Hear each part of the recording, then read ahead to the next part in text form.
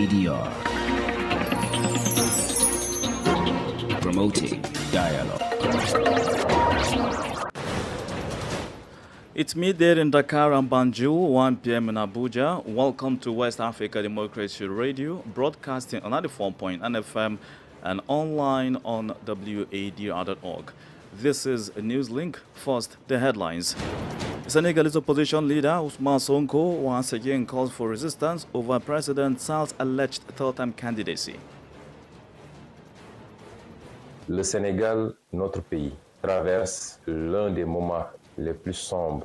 Senegal, our country, is going through one of the darkest and most worrying and uncertain times in its young life as an independent nation. Thousands of Burkinabe rally across the country in support of the transition to draft a new constitution. And the governing Sierra Leone People's Party, SLPP, secures the majority of seats in parliament after the June 24 general elections.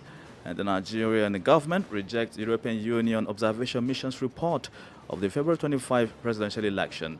Stay with us for details of these stories and more. Here is Abdulahi Hassan with Newslink.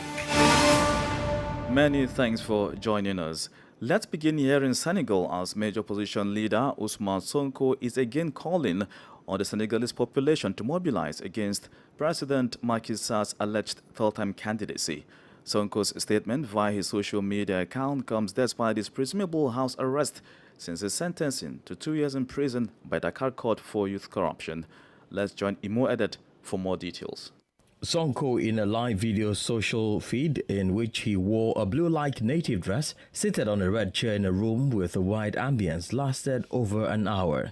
In that video, the leader of the PASEF touched on a host of issues, especially the political climate, which remains tense and over the last 2 years resulted in civic unrest. His video comes just as the incumbent President Macky Sall is scheduled to give a nationwide broadcast to announce whether he will run for president in 2024, something most legal experts say would violate the Senegalese constitution. Sonko in his video said that if the president announces a third-term bid, it was compulsory for all the Senegalese people to stand up to face him. Le Sénégal, notre pays, traverse l'un des moments les plus sombres. Senegal, our country, is going through one of the darkest and most worrying and uncertain times in its young life as an independent nation.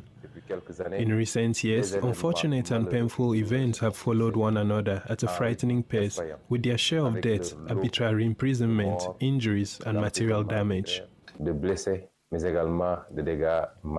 Recall last month, thousands of protesters took to the streets of various Senegalese cities. While the authorities announced at least 500 arrests, including of foreigners, they also reported 16 deaths. For its part, the opposition coalition, we reported 23 deaths, a toll different from Amnesty International's 26 fatalities. Since the June 1 sentencing, Sonko's residence has been under siege, although a letter for his arrest was issued last Friday. The constitution limits presidents to 2 terms in office, but Mr. Sall's supporters argued that it should be reset because a new constitution was adopted in 2016. An attempted third-term bid by then-President Abdulahi in 2012 plunged the country into violence, leading to 12 deaths. Imo Edet reports in there. The Malian transitional government has undergone a partial cabinet reshuffle affecting 16 portfolios. The reshuffle carried out by Colonel Assimi Goïta was in part supervised by the head of government, Choguel Kokalamaiga. As Matisse reports, this is the first cabinet reshuffle by Colonel Assimi Goïta since his official assumption of power on June 7, 2021, which dismissed 14 ministers. The cabinet reshuffle announced on the state media affected the ministries of national education, higher education, health and social development, labor, public service, and social dialogue. Others are youth and sports, Malians living abroad and African integration, agriculture, national entrepreneurship, employment, and vocational training, as well as those of women, children, and the family, urban planning, housing, the environment, communication, and animal husbandry and fishing. While 14 of the former ministries were replaced, 4 others changed ministerial portfolios. Musa Ag-Ataher, previously Minister of Youth and Sports, now occupies the Ministry of Malians Living Abroad and African Integration. Alhamdou Agi-Ilian, former Minister of Malians, now resumes his appointment as the Minister of Communication and the Digital Economy. Thirdly, the Minister Delegate to the Ministry of Rural Development, Yubaba, now takes over the Ministry of Livestock and Fisheries. Finally, Amadou Keita takes charge as the Minister of Mines, moving away from his previous position as the head of higher education. The other ministers keep their posts, and the number of members of the government remains at 28. Matisi with that report. Away from the cabinet reshuffle in Mali, thousands of Burkinabe over the weekend rallied in the capital, Ouagadougou, and other administrative regions in solidarity with the ruling military government. Unlike other demonstrations, they are this time calling on the authorities to urgently draft a new constitution for the country. A call earlier made by the National Coordination of Civil Society Organizations of Burkina Faso. Ogebirika reports. Captain Ibrahim Traore's regime is in recent times gaining popularity for his reportedly remarkable transformative policies and continued commitment to the fight against terrorism. The reasons for which thousands gathered over the weekend to show support for the authorities in advancing their priorities, including drafting a new constitution. Boldly written on the placards held by protesters are yes to the rereading of the Constitution, no to French policy, and do not touch our transition. Civil society leaders from France, Guinea, Congo and Mali, a country that recently voted for a new constitution, took part in the meeting in Ouagadougou. In his address, Ghislaine Dabira, a spokesperson for the network of CSOs that organized the rally, said Burkina Faso's sovereignty must no longer be partial but total and non-negotiable, a campaign he says the group remains mobilized for. In several other administrative regions like Bobo-Dioulasso, Wahiguya, Fadangoma, Banfora and Toy, thousands answered the call and assembled in support of the transition. Ogebiruka reporting. More stories coming up on West Africa Democracy Radio. Newslink continues. Now, parliamentary results from the general elections on Saturday, June 24 in Sierra Leone shows the Julius Maada Bio Sierra Leone People's Party SLPP led administration as a command of the legislature with 81 seats out of the total 132 seats. The remainder of the seats are to be shared by the main opposition All People's Congress APC party with 54 and 14 seats to traditional rulers. From Freetown, WADR's Patrick Salia reports. The 2023 general elections in Sierra Leone has the ruling Sierra Leone People's Party SLPP celebrating a resounding victory, having won the presidential election and a majority of seats at the assembly. With no third political party this time, neither is there an independent lawmaker. SLPP now occupies 15 out of 16 districts, including some of the strongholds of the main opposition All People's Congress APC, who secured legislative seats in only 11 districts. But Sierra Leone overall set a new record of 41 out of the available 135 seats for ordinary members of parliament from both political parties went to women, thereby meeting a 30% gender quota as enshrined in the 2022 Gender Equality and Women's Empowerment Law. The June 24 presidential, parliamentary and local councils elections have been touted as the most peaceful since the country returned to multi-party democracy in 1996, despite the numerous election observation reports bashing the Electoral Commission's lack of transparency. Mohamed Kone is chairperson of Sierra Leone's Electoral Commission. I want to thank my staff who have worked around the clock tirelessly with all the intimidation and violence. I am proud of your professionalism, and I want to commend all of us for the teamwork, collaboration, and the commitment to protect and promote democracy in Sierra Leone. However, there are concerns about what is deemed as poor mathematical work by the Electoral Commission. In Falaba district, for instance, voter turnout for presidential ballot was 90%, while overall turnouts for the local council chairperson and members of parliament were 75% and 55% respectively on the same day of elections for the same number of voters. Such calculations by the Electoral Commission have left more questions than required answers, including by the European Union Observation Mission after it cited statistical inconsistencies. But again, not every Sierra Leonean thinks so. For me, this result represents the actual view of the people that voted, especially the Western urbans. I believe it is a view of the people that cast their vote on June 24th general elections. Meanwhile, the opposition APC is expected to file a case in the coming days at the Elections Tribunal after it called for a rerun of the June 24 elections and the dismissal of the electoral chairperson and all commissioners. Patrick Saleh in Freetown with that report. More on electoral matters. The Nigerian government has rejected the European Union's report on the 2023 general elections, dismissing the conclusions of the EU Electoral Observer Mission as jaundiced. Dele Aleke, the special advisor to President Bola Tinubu on special duties, communications and strategy, emphasized that on February 25, 2023, the presidential election was clearly and fairly won by Tinubu, the candidate of the All Progressives Congress, APC. Aleke urged the EU and other foreign interests to be objective and allow Nigeria to handle its internal affairs. Abuja correspondent Usman Umar completes the story. The European Union presented its report on the 2023 elections to the Independent National Electoral Commission (INEC) on June 27, 2023. The report highlighted enduring systemic weaknesses and the need for further legal and operational reforms to enhance transparency, inclusiveness, and accountability in Nigeria's electoral process. The EU identified 6 areas for improvement moving forward. However, Alake questioned the methodology used by the EU and dismissed their claims of election fraud, asserting that there was no substantial evidence to impeach the integrity of the election. Alake criticized the limited coverage by European Union observers and accused them of relying on rumors, hearsay, and biased social media commentaries. He argued that the EU's final report seemed aimed at sustaining their preliminary denunciations from March. Alake firmly rejected any notion suggesting electoral fraud in the 2023 election and stated that Nigeria has moved beyond election, focusing on nation building. He highlighted that those with concerns can address them through the courts, a process already initiated by the candidates of the major opposition political party, People's Democratic Party Alhaji Atiku Abubakar, and Labour Party's Peter Obi. For Newslink on West Africa Democracy Radio, Usman Umar, reporting from Abuja. Families of victims of acute kidney injury or AKI that killed over 70 children say they want justice following a lawsuit against the Gambian government, Maiden Pharmaceuticals and others.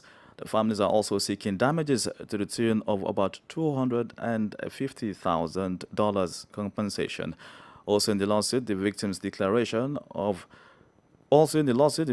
see declaration that their children died from the consumption of the contaminated drugs. Our Banjo correspondent Sankle Janko met with some of the parents. The lawsuit was filed by Lubna Faraj and Saliu Tal, both lawyers and members of the Gambia Bar Association, and Ananjai of the Female Lawyers Association of the Gambia on June 30 for the 19 bereaved parents.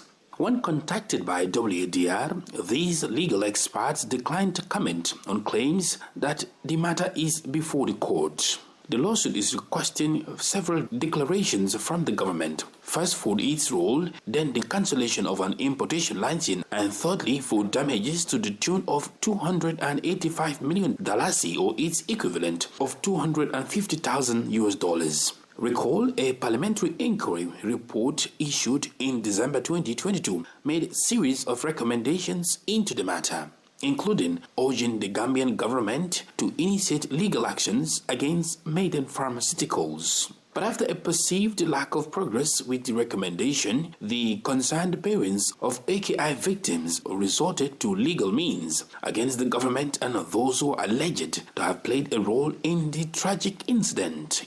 Alassane Kamaso, a parent whose 1 year 7-month-old son Musa Kamaso died after being administered the cough syrup produced by Maiden, spoke to WADR on how he feels after successfully filing the lawsuit at the High Court of the Gambia in Banjul. I feel happy, extremely happy. For Mohammed and other grieving parents, their number one priority is justice. We want justice.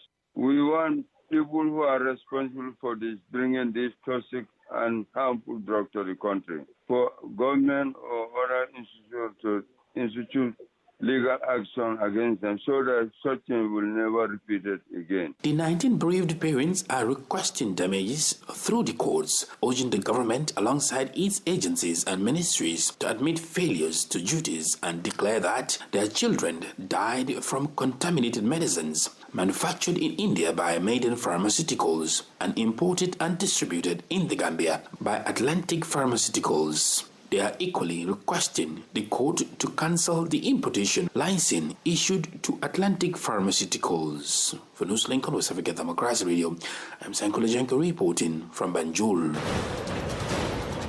You are listening to Newslink here on West Africa Democracy Radio 94.9 FM, Dakar, Senegal. Here's a reminder of our top stories. Senegalese opposition leader Ousmane Sonko calls for resistance over President Sall's alleged third-time candidacy. Thousands of Burkinabe rally across the country in support of the transition to draft a new constitution. The governing Sierra Leone People's Party SLPP secures the majority of seats in parliament after the June 24 general elections. The Nigerian government rejects the European Union Observation Mission's report of the February 25 presidential election. Still ahead in the news is the guest interview, a press review, and sports news. Please stay with us. West Africa Democracy Radio. Remember, we are streaming live on WADR.org, on Facebook, West Africa Democracy Radio, English Service, and on YouTube, WADR News. Now, the United Nations Development Programme, UNDP, has accused some world credit rating agencies of bias against certain African countries, costing them $75 billion. The UN agency, which works to eradicate poverty and reduce inequalities through sustainable development, says 3 of the world's biggest credit rating agencies have been biased against countries, including Ghana. The UNDP adds that the cost of borrowing for African countries is extremely high, thereby creating structural challenges for the continent's economies. WADR's Accra correspondent Atiewin Mbila Lawson tells us more. In its latest report, the United Nations Development Programme, UNDP, pointed at Standard & Poor's, S&P, Moody's, and Fitch as credit rating agencies which have unfairly rated African countries, including Ghana. The report also centered on assessing the cost of borrowing in Africa, where the UNDP identified issues of high borrowing rates for African countries. Ahuna Eziakunwa, the regional director of the UNDP, believes if all these issues of biases and unfair rates are checked, 16 African countries, including Ghana, Benin, Cote d'Ivoire, Senegal, and Nigeria, can save $75 billion. I mean, there are facts and there's a reality that you have insecurity in some cases and you have foreign exchange volatility in other cases. There are reasons why all of these ratings are as bad as they are in some cases, but it's not taking into account all the data, and it's also not always objective. Some of it is subjective. Recall that Ghana's President Nana Akufo-Addo recently slammed global rating agencies, describing their work as reckless and unfriendly, especially towards struggling developing economies. He spoke at the 30th Afrexim Bank annual general meeting in Accra. As the AU champion for African financial institutions and leader of a country which recently had to deal with one of the most difficult periods in its post-independent history, difficulties which were exacerbated by the reckless behavior of rating agencies that engaged in pro-cyclical downgrades, shutting Ghana out of capital markets and turning a liquidity crisis into a solvency crisis. The rating agencies are yet to respond to these accusations. Reporting for Newslink on West Africa Democracy Radio, I am Atiewin Mbila Lawson in Accra.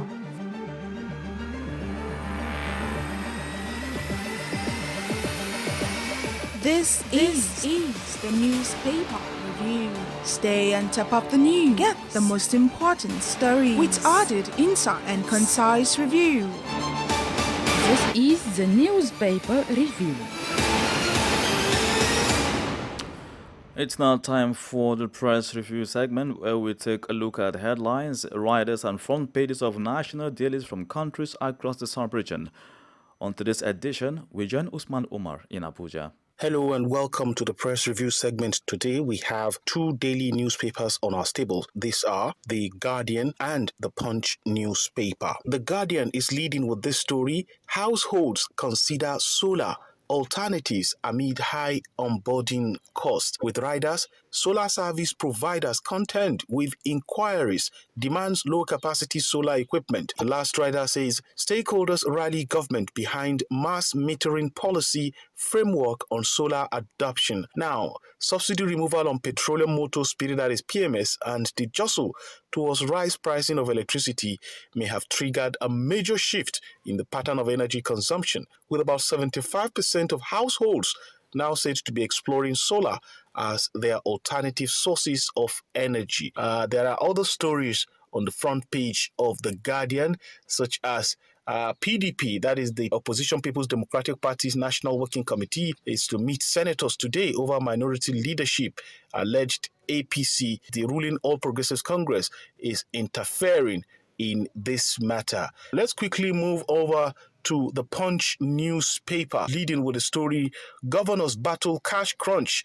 Delta, Imo, Cross River, Oyo lead as states borrow 130 billion naira in 3 months. And the second rider says 17 shortfall hits states' internally generated revenue. Debts rise to 5.5 trillion naira. And over the masthead, you have opposition attacks federal government as presidency lambast European Union poll observers. Now, standard bearers of the People's Democratic Party, that is the PDP, in the 2023 election, that is Alhaji Atiku Abubakar, and his Labour Party counterpart, Mr. Peter Obi, have lampooned the presidency for rejecting the European Union final report on the February 25 presidential election. The European Union Observer Mission, in its report on the 2023 presidential election, faults the polls owing to what they described as enduring systematic weaknesses. Now, the election outcome has been disputed by the PDP and the Labour Party and their candidates, who alleged that the polls were not credible. But the presidency, in a statement yesterday, Sunday, refuted the claims by the European Union that the election, which produced President Bola Ahmed Tinubu, was flawed, describing the report by the European Union observers as a poorly done job. On the front page of the Punch newspaper, Nigeria Labour Congress is to meet Tinubu on 65-year retirement age. And lastly, from the front page of the Punch newspaper, NNPC Limited, marketers' fuel vessels arrive next week. This is according to the Independent Petroleum Marketers Association of Nigeria. And this is the much we have for you on today's press review segment with me, Usman Umar. It's back to you in the studios. Usman Umar there with the press review. Politics, analyses on major news, social matters, and all. This is A Guest. Our guest interview this afternoon brings in Mamadou Dior, a Senegalese political analyst who shares his insight into opposition leader Ousmane Sonko's video message late on Sunday. Mr. Dior also speaks on some of the resulting consequences of that statement, his expectations of President Macky Sall's national address later this evening, and of course, the way forward. I think as a shrewd politician, Ousmane Sonko knew that, if there is a topic we can mobilize Senegalese, is the fight against this term for President Macky Sall. And that's why he insisted on that and trying to, get his people, his supporters back to mobilize and then face in case President Macky Sall announced he'll be running for 2024. Do you also fear that trouble is brewing? Sure. Everything can happen because, as soon as there were some kind of violent protests, nobody knows. Because starting from March 2021, something like 15 or 16 people had died. And so far, nobody knows who killed those people. If you add it to those who died, early June, so which means that, if the justice maybe did its job by Jan, it can deter some other people maybe who are involved in those murders, to do some other murders. But when you look at the political landscape with these people civilians with weapons who are suspected as siding with the police when the police is going around the city. I mean, everything can happen. But the new thing in the case is with the involvement of the International Criminal Court. Sonko boycotted the national dialogue that just ended. Right now, what do you see as the way forward, just so that Senegal does not join the statistics of once upon a time a peaceful country in West Africa? If the current president is conscious of his legacy, I mean, he will do his best, to keep the Senegalese democratic model. And his main opposition leader, also Ousmane Sonko, has to bear in mind that chaos is not an option. So if you look at, in the sub-region, what is going around in Mali, in Burkina Faso, we have to be careful because, with these terrorist guys, everything can happen. I mean, they are just waiting for, tension to reach a certain level of, intensity to come in. So that's why we have to be careful and then put forward the Senegalese interests. This is all, an election. The best thing is to get all people on board who can be candidate for 2024 and leave the Senegalese people to choose the person it trusts as the best to lead the country for the next 5 years. That was Mamadou Cho, a Senegalese political analyst. Now in the world of sports, with just a few months to go before the start of the 2023 African Cup of Nations, Sadio Mane, having qualified with Senegal for the final phase in Côte d'Ivoire slated for January 13 to February 11, 2024, spoke of the Lions' main opponents for this 34th edition. The reigning African champions stressed the difficulty of retaining the cup, especially as Kalidou Koulibaly's team will be up against some serious contenders like the host Côte d'Ivoire, Nigeria, Egypt, Morocco, Ghana, Algeria, and Cameroon. Meanwhile, Black Meteors goalkeeper Jordan Amisas expressed his disappointment at Ghana's early elimination from the CAN Under-23. Ghana failed to progress beyond the group stage after a 1-1 draw with Guinea, which saw them finish third in Group A, an elimination that denies them a place at the 2024 Olympic Games in Paris, France. Taken to his Twitter page, Jordan Amisas stated that lessons have been learned from the tournament. The former Borussia Dortmund goalkeeper is expected to fight for a place in Sheffield's first team next season, having previously spent time on loan at Bolton Albion. And with that, we've come to the end of this edition of Newslink here on West Africa Democracy Radio, broadcasting from Dakar, Senegal. Thank you for listening, and many thanks to our listeners in the Gambia via Hot 104.3 FM Banjul, and Liberia via Alternative Youth Radio 98.9 FM Lufa County, and in Ghana on Royals FM 104.7 Wenchi. Christian Mukidi has been on the console and Mustafa Sek on the social media live feed. Do interact with us via social media platforms, Twitter, Instagram at WADR News, on Facebook, West Africa Democracy Radio English Service, and stream live on WADR.org. I am Abdulahi Hassan. Good afternoon.